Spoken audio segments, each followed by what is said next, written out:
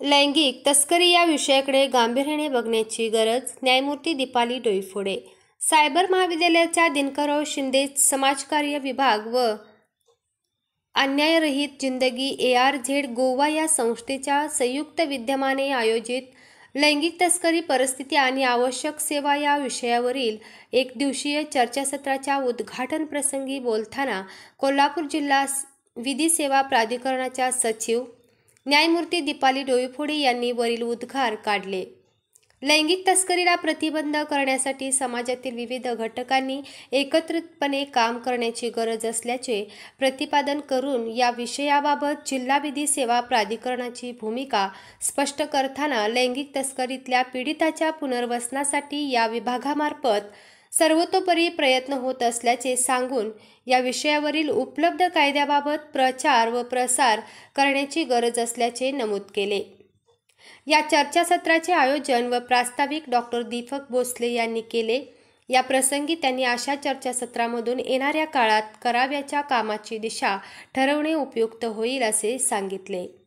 या प्रसंगी अर्ज या संस्थेचे संस्थापक संचालक श्री अरुण पांडे यांनी गोवा हे पर्यटकांचे आवडते ठिकाण असल्यामुळे या ठिकाणी देहव्यापाराला मोठ्या प्रमाणात चालना मिळते व दुर्दैवाने लैंगिक तस्करीच्या घटना घडतात.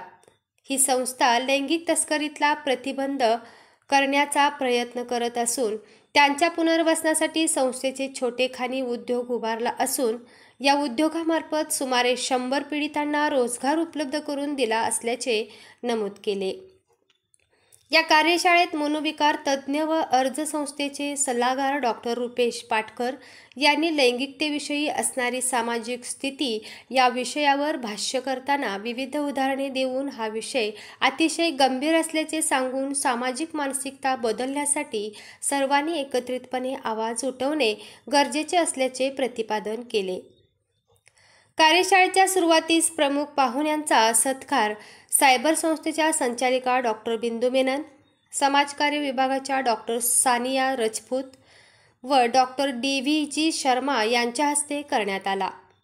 चर्चासत्रात जिल्हा महिला बालविकास कार्यालय, संग्राम संस्था, आभास फाउंडेशन, वरांगना सखी संघटना, मैत्री संस्था, Sakhi one stop centre, Childline Avani संस्था, बाल कल्याण संकुल, युवा ग्रामीण संस्था, माहेर संस्था संचलित बालगृह, जिल्हा एड्स नियंत्रक पथक, NKP संस्था, जाणीव संस्था, किर्लोस्कर ऑइल समूह, अमन फाउंडेशन, सावित्रीच्या लेखी संस्था, लक्ष्मी फाउंडेशन व इतर विविध संस्थांचे प्रतिनिधी व विद्यार्थी मोठ्या संख्येने उपस्थित होते.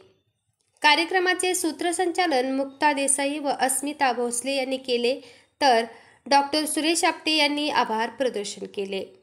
कार्यशाळेतील सायबर संस्थेचे अध्यक्ष डॉक्टर RA शिंदे व सचिव CA HR शिंदे यांचे मार्गदर्शन लाभले. कार्यशाळा यशस्वी होण्यासाठी विद्यार्थी प्रतिनिधी विकास अवघडे, सौरभ जगदाळे, हर्षदा बदाने, मोहन तायडे यांनी परिश्रम घेतले.